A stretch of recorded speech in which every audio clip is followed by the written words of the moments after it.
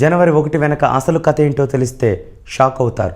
ఇప్పుడు మనం అనుసరించే క్యాలెండర్ గ్రెగేరియన్ క్యాలెండర్. ఇదంతా తప్పుల తడక, లోపాల పుడక.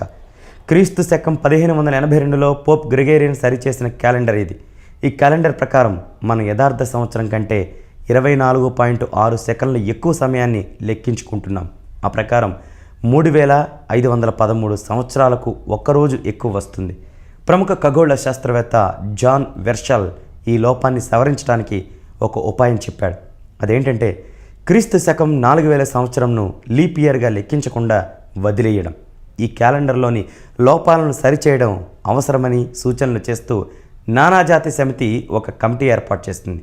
ఆ కమిటీ 185 రకాల ప్లాన్లను పరిశీలించి క్రీస్తు శకం 1926లో ఒక రిపోర్ట్ ఇచ్చింది. ఇప్పటిదాకా అది ఎటూ తేలలేదులేండి. ఇంకా ఇలాంటి చిన్న చిన్న చిక్కులు చాలానే ఉన్నాయి. మంచిది. ప్రపంచమంతా ఒకప్పుడు నూతన సంవత్సరం ఉగాది నాడు ప్రారంభమయ్యేది. బైబిల్లోని అజ్రా పుస్తకం 10-17వ వచనం సంవత్సరంలోని మొదటి నెల మార్చి ఏప్రిల్లో ప్రారంభమవుతుందని సాక్ష్యం పలుకుతోంది. ఫ్రాన్స్లో క్రీస్తు శకం 1582 వరకు, ఇంగ్లాండ్లో క్రీస్తు శకం 1752 వరకు నూతన సంవత్సరం మార్చి 25న ప్రారంభమయ్యేదని చరిత్ర చెబుతుంది. అయితే కాలగమనంలో ఇది ఎప్పుడు మారిందో తెలియదు, కానీ అది ఏప్రిల్కు మారింది. అయితే నూతన సంవత్సరం మార్చిలో ఉంచాలా, ఏప్రిల్లో ఉంచాలా అనేది వారికి కొంత సమస్యగా మారింది.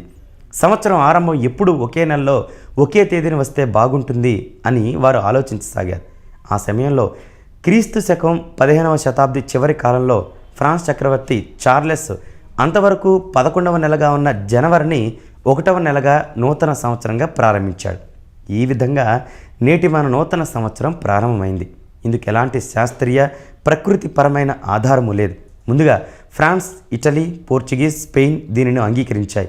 క్రీస్తు శకం 1699లో జర్మనీ, క్రీస్తు శకం 1752లో ఇంగ్లాండ్, క్రీస్తు శకం 1873లో జపాన్, క్రీస్తు శకం 1912లో చైనా, క్రీస్తు శకం 1916లో బల్గేరియా, క్రీస్తు శకం 1918లో రష్యాలు ఈ క్యాలెండర్ను అంగీకరించాయి. 17-18 శతాబ్దంలో తమ ఆధీనంలో ఉన్న అన్ని దేశాలలో బ్రిటిష్ వాడు దీన్ని ప్రవేశపెట్టాడు. కానీ భారతీయ క్యాలెండర్ ఋషులచే తయారు చేయబడింది. ఆర్యభట్టు, భాస్కరాచార్య వంటి మహాన్ శాస్త్రజ్ఞులచే పరిశోధించబడింది.